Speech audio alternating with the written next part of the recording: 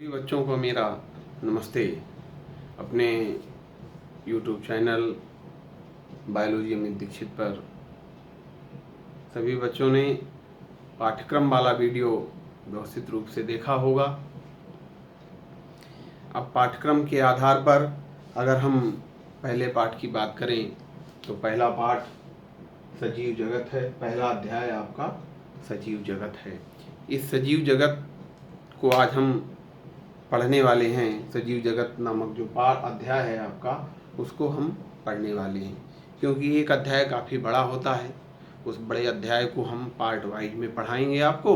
जो पहला पार्ट भाग 1 आज आपको हम पढ़ाना चालू करेंगे। उसके पहले हम सभी लोग एक चीज़ ध्यान दें, वीडियो को लाइक और शेयर भी करते चलें, जिससे आगे ठीक रहेगा। अब इस पाठ के अंतर्गत सबसे पहले जीव विज्ञान, हम लोग काय के विद्यार्थी हैं, जीव विज्ञान के विद्यार्थी हैं,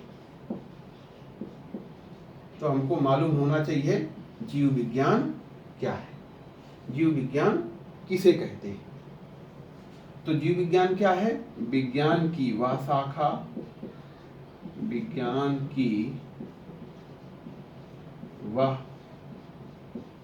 शाखा जिसके अंतर्गत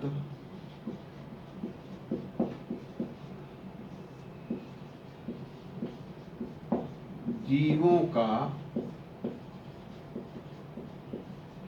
अध्ययन करते हैं। विज्ञान की वह शाखा जिसके अंतर्गत हम जीवों का अध्ययन करते हैं, जीव विज्ञान कहलाता है। जीव विज्ञान, अब बात आती है इसके जनक कौन है। जीव विज्ञान के जनक कौन है? किसने जीव विज्ञान को खोजा, किसने जीव विज्ञान को बताया? तो अरस्तु। जीव विज्ञान के जनक कौन है? अरस्तु। बहुत बड़े दार्शनिक हुए, उन्होंने जो है जीव विज्ञान को खोजा था। अब बात आती है जीव विज्ञान के कितने प्रमुख भाग होते हैं। तो जीव विज्ञान को प्रमुख रूप से 2 भागों में बांटते हैं, जंतु विज्ञान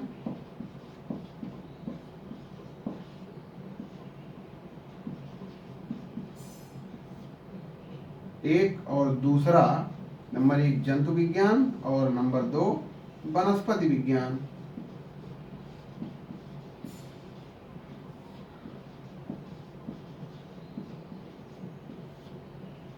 जंतु विज्ञान अर्थात जंतुओं का अध्ययन कराने वाली शाखा जंतु विज्ञान कहलाती है।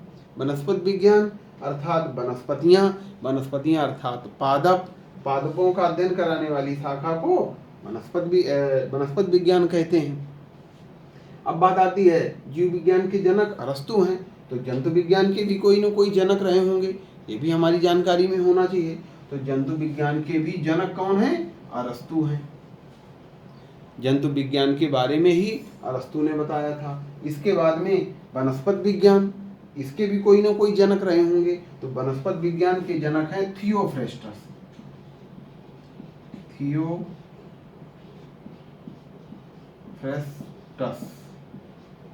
ये कौन है? ये वनस्पति विज्ञान के जनक हैं, थियोफ्रेस्टस। ये फादर ऑफ बॉटनी है। इस प्रकार से ये हमको मालूम होना चाहिए, हम जीव विज्ञान के छात्र हैं। जीव विज्ञान क्या है? विज्ञान की वह शाखा जिसके अंतर्गत हम जीवों का अध्ययन करते हैं, जीव विज्ञान कहलाती है।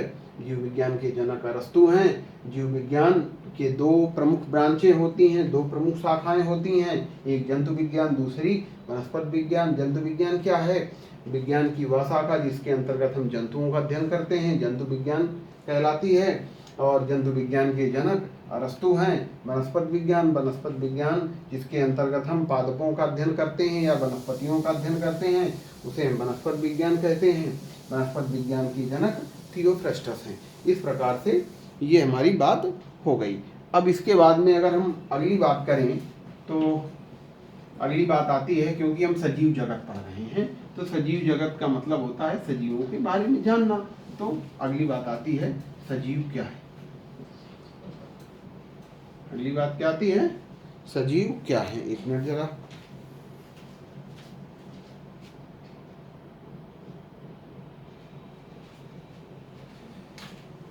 अब देखेंगे हम सजीव।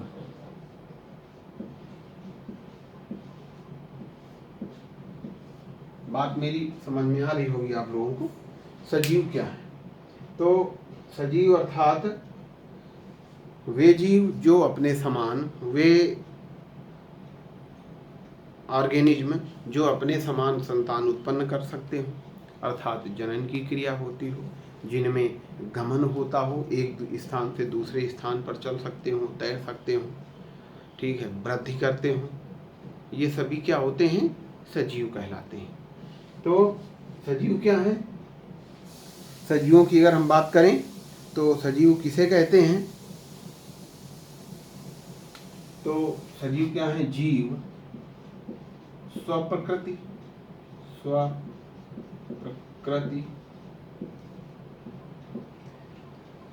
जीव स्वप्रकृति मतलब अपने समान संतान उत्पन्न करने वाले, ठीक है।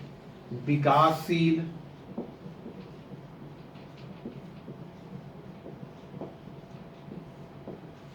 विकासशील मतलब ग्रोथ करने वाले।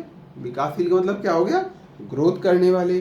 स्वनियमनकारी, स्वनियमनकारी अर्थात अपने कार्यों को सुचारू रूप से करने वाले, ठीक है। बाह्य उद्दीपनों को ग्रहण करने वाले, बाह्य उद्दीपनों को ग्रहण करने वाले सजीव कहलाते हैं या जीव कहलाते हैं, ठीक है ना। ये सजीव की बात हो गई। अब यही अगर आपसे कोई पूछ ले कि निर्जीव क्या है, तो आप लोग बता सकते हैं कि जिनमें ये विभिन्न प्रकार की क्रियाएं नहीं होती, जैविक क्रियाएं नहीं होती, सीधे सीधे जैविक क्रियाएं ही लिखी हुई हैं। ये ऐसे ऑर्गेनिज्म, ऐसे तत्व जिनमें विभिन्न प्रकार की जैव क्रियाएं नहीं संचालित होती, वो सभी निर्जीव होते हैं। अब बात आती है जीवधारियों के लक्षण। अगली बात हम करेंगे जीवधारियों के लक्षण या सजीवों के लक्षण। सजीवों के लक्षण। सजीवों के लक्षण की अगर हम बात करें तो सजीवों में विभिन्न प्रकार के लक्षण होते हैं। उन लक्षणों में से अगर हम पहले लक्षण की बात करें जो हम सामान्य रूप से देखते हैं, तो वृद्धि। क्या है? वृद्धि, ग्रोथ। वृद्धि को हम अंग्रेजी में क्या कहेंगे? ग्रोथ कहेंगे। अगर हम ग्रोथ की बात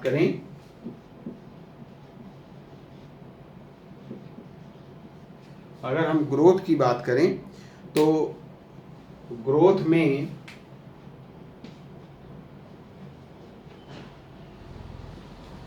ग्रोथ क्या है? किसी चीज का लंबाई में बढ़ना, चौड़ाई में बढ़ना, वजन में बढ़ना ग्रोथ कहलाता है। लंबाई में बढ़ना, ठीक है, या इसी का चौड़ाई में बढ़ना। ये छोटी चीज है, ये लंबी हो गई, ठीक, मोटी हो गई, इसका वजन ज्यादा हो गया। ये सभी किसके अंतर्गत आती हैं? ये आती हैं वृद्धि के अंतर्गत, ठीक। इसके बाद में पहला लक्षण क्या हो गया? वृद्धि। इसके बाद अगर हम दूसरे लक्षण की बात करें तो दूसरा लक्षण जो है आपका, वो इनमें क्या होता है? जनन। जनन क्या है? रिप्रोडक्शन।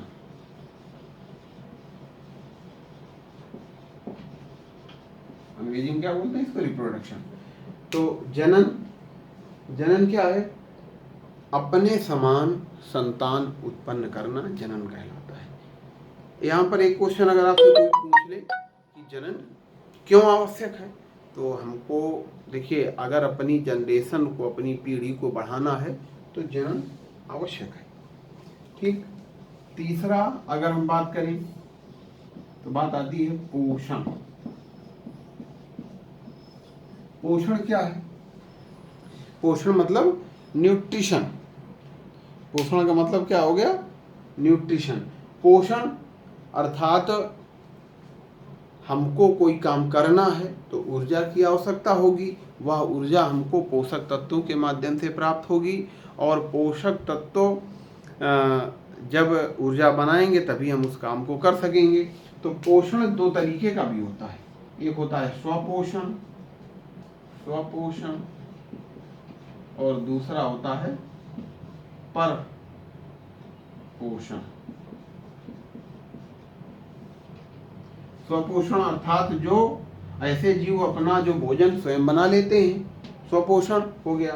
परपोषण क्या है? जो दूसरे जीवों पर आश्रित रहते हैं, वो क्या, उनको क्या कहते हैं? उस पोषण को क्या कहेंगे हम? परपोषण कहेंगे। ये आगे जब हम पढ़ाएंगे तो डिटेल से सब चीजें आपको मिलेंगी और डिटेल से इसमें हम आपको बताएंगे। इसके बाद में जो अगली बात आती है, चौथी बात, श्वसन, रेस्पायरेशन। श्वसन मतलब हमको कोई हम काम करते हैं तो वहां पर ऊर्जा की आवश्यकता होती है। वह ऊर्जा हमको कैसे प्राप्त होगी? यहाँ ये श्वसन के द्वारा ही होता है। जैसे ग्लूकोज है, ग्लूकोज हमको पोषण के माध्यम से प्राप्त हुआ, C6H12O6। यह ग्लूकोज तभी काम करेगा, हमको ऊर्जा देगा जब ऑक्सीजन के साथ जलेगा। तो जब ऑक्सीजन के साथ ये जलेगा ग्लूकोज, तो यहाँ से carbon dioxide 6CO2 plus 12H2O, carbon dioxide और ये जलवाष्प के रूप में, और ऊर्जा हमें ये प्राप्त हो जाएगी। आगे हम बताएंगे कैसे प्रोसेस होएगा, क्या होएगा, आगे एक टॉपिक में आपको श्वसन मिलेगा, वहां आपको व्यवस्थित रूप से हम समझाएंगे। अभी यहाँ शार्ट में हम आपको हर चीज, क्योंकि हमको सजीवों के लक्षण बताना है तो पॉइंट आउट करके शार्ट में आपको हम बताए दे रहे हैं।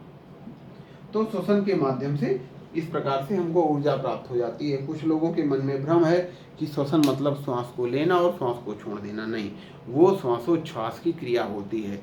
ब्रीथिंग मतलब होता है श्वास को लेना और श्वास को छोड़ना, ये ब्रीथिंग है। ठीक है, वहां से हम ऑक्सीजन ग्रहण करते हैं और उस ऑक्सीजन का उपयोग यहाँ ऊर्जा निर्माण में करते हैं, और ऊर्जा प्राप्त, अर्थात ऊर्जा प्राप्त करने की क्रिया क्या होती है? श्वसन होती है। ऊर्जा प्राप्त करने की क्रिया ही श्वसन होती है। ठीक है ना। अब बात आती है जो अगला लक्षण है आपका सजीवों का, अर्थात वह है उत्सर्जन। अगला लक्षण क्या है? उत्सर्जन। उत्सर्जन अर्थात हम जो भी पोषण के माध्यम से जो हम भोजन करेंगे, भोजन करने के बाद में कुछ हमारे शरीर पर, क्योंकि विभिन्न प्रकार की रासायनिक क्रियाएं होती रहती हैं, उन रासायनिक क्रियाओं के होने के बाद में कुछ अपशिष्ट पदार्थ बचता है। उस अपशिष्ट पदार्थ को बाहर निकालने की क्रिया ही उत्सर्जन कहलाती है। उत्सर्जन जैसे हमारे शरीर से पसीना निकलता है, ठीक है, तो यह क्या है? हम जो भी खराब एलिमेंट हैं वह हम पसीने के माध्यम से बाहर निकाल देते हैं, मूत्र का विसर्जन करते हैं। तो जो भी खराब एलिमेंट है हमारे ब्लड के, वो मूत्र विसर्जन अर्थात किडनियों के द्वारा छान करके और बाहर निकाल दिए जाते हैं। तो ये सब क्या है? यह उत्सर्जन की क्रिया होती है। इसके बाद में जो सजीवों में अगला लक्षण होता है उसको कहते हैं उत्तेजनशीलता या संवेदनशीलता।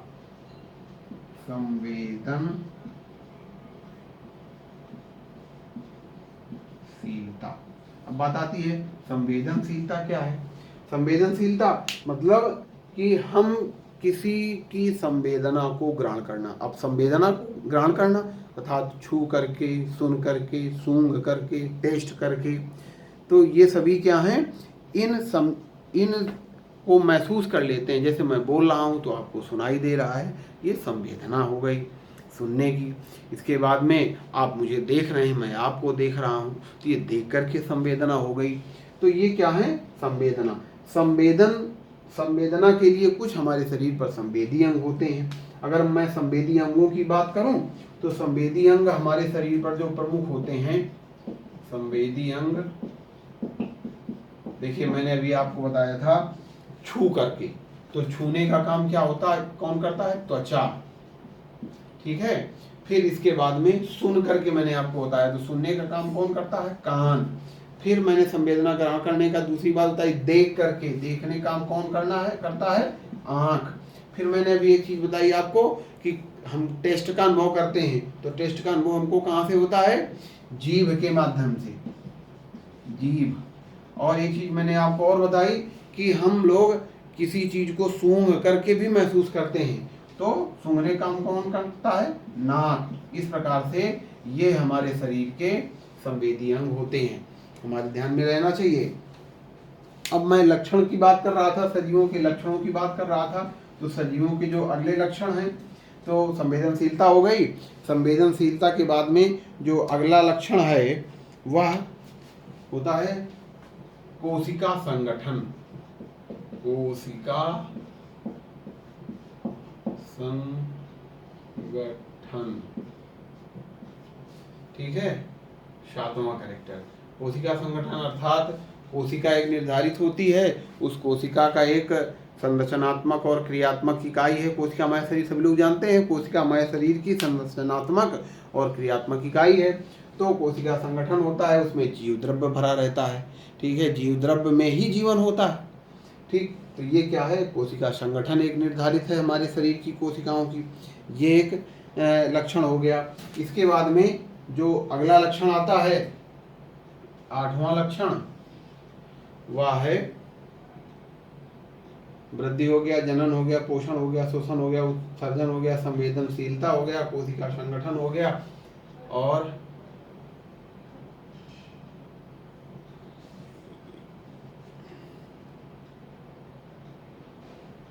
ये प्रमुख इस प्रकार से लक्षण आपके जीवों के सजीवों के हो गए। इन सजीवों के लक्षणों की बात अगर मैं करूं तो आगे हम देखते हैं।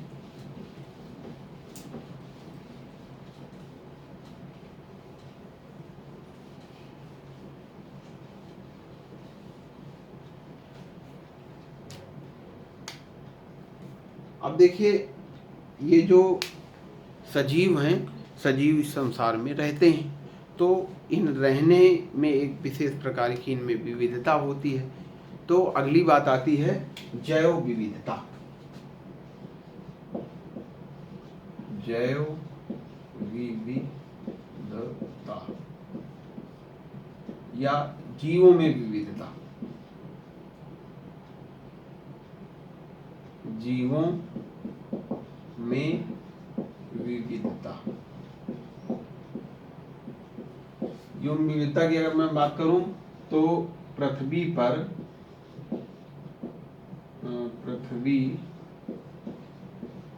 पर लगभग 1.7 से 1.8 मिलियन प्रकार के जीव पाए जाते हैं। प्रकार के जीव पाए जाते हैं। ये जीव, अगर इन जीवों में हम बात करें तो इन टोटल जीवों में ये जो 100% जीव हैं, इन 100% जीवों में 70% क्या होते हैं, जंतु, और 22% क्या होते हैं, पादप होते हैं। 8% जो बचे हैं वो सूक्ष्म जीव होते हैं।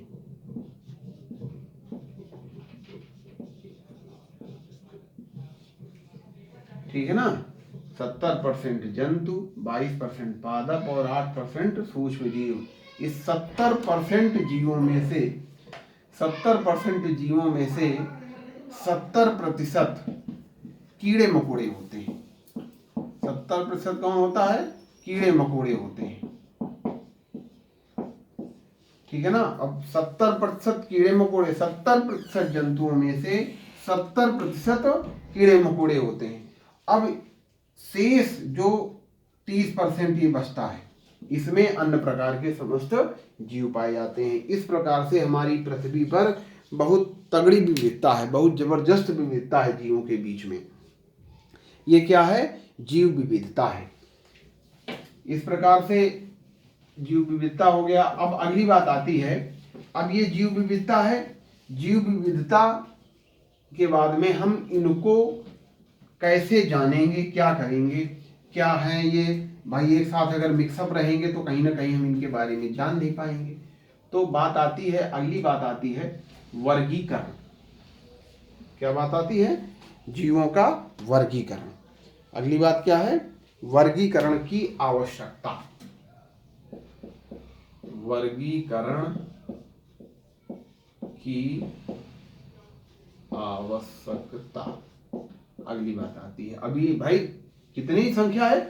1.7 से 1.8 मिलियन संख्या है। तो इन 1.7 से 1.8 मिलियन की जो संख्या है, इनको हम ऐसे तो समझ नहीं पाएंगे कौन क्या है क्या नहीं है। तो इनको समझने और जानने के लिए हमको क्या करना पड़ा? वर्गीकरण की आवश्यकता हुई।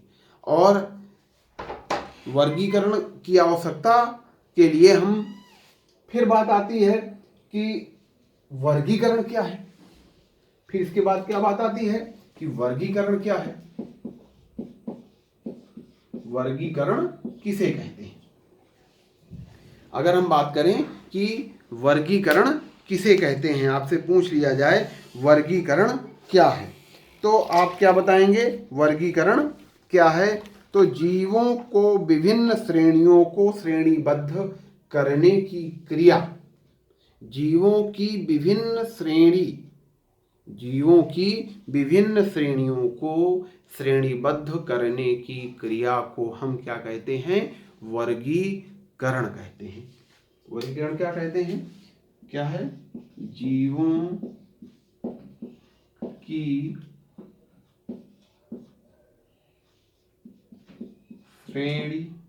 श्रेणियों मतलब उनकी जो भी जातियां हैं, जीवों की श्रेणियों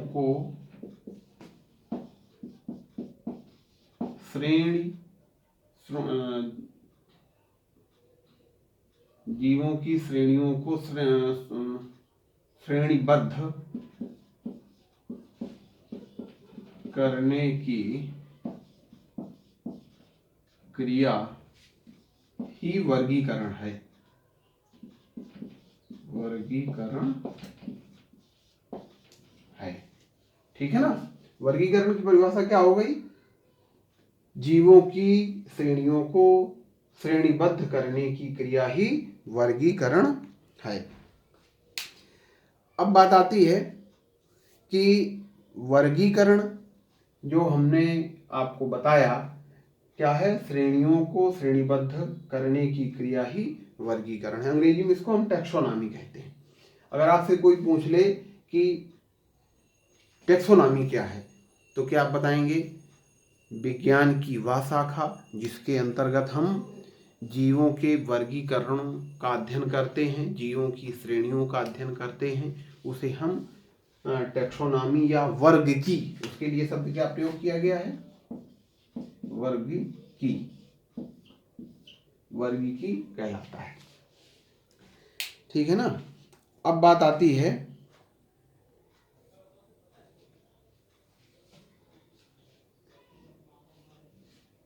कि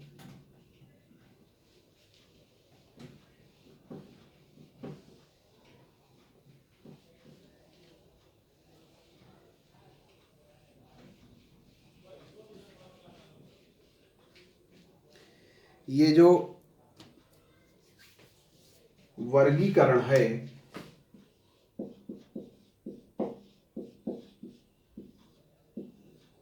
वर्गीकरण है, तो वर्गीकरण में अभी मैंने आपको बताया भी था, जीवों की विभिन्न श्रेणियों को श्रेणीबद्ध करना ही वर्गीकरण होता है। अब वर्गीकरण की आवश्यकता क्यों हुई, अभी मैंने ऊपर बताया भी था कि जीवों की पहचान के लिए। ठीक है, जीवों में देखिए एक चीज़ और आप लोगों को जानकारी होना चाहिए, जीवों में जो विविधता है उनके संबंधों को ज्ञात करने के लिए ये सभी क्या हैं, ये वर्गीकरण की आवश्यकता इस कारण से हुई। अगर हम वर्गीकरण की आवश्यकता में लिखें तो क्या लिख सकते हैं, जीवों की संख्या बहुत अधिक है, इस कारण, देखिए यहाँ पर हम क्या लिख सकते हैं, वर्गीकरण की आवश्यकता क्यों हुई, तो क्या लिखेंगे यहाँ पर हम लोग, जीवों की संख्या बहुत अधिक है, इस कारण इनको एक साथ इनके बारे में नहीं पढ़ सकते, इस कारण समान गुणधर्म वाले जीवों को अलग अलग वर्गों में रख देते हैं। इन जीवों के लक्षणों, रहन सहन आदि को, इस प्रकार इन जीवों के लक्षणों, रहन सहन आदि को सुगमता से हम पढ़ सकते हैं, इस कारण वर्गीकरण की आवश्यकता हुई। इसके अब ये आज का अंतिम टॉपिक था, यहाँ से हम समाप्त करते हैं। कल हम नए उमंग और उत्साह के साथ में फिर मिलेंगे। तब तक के लिए सभी बच्चों को मेरा नमस्कार, धन्यवाद।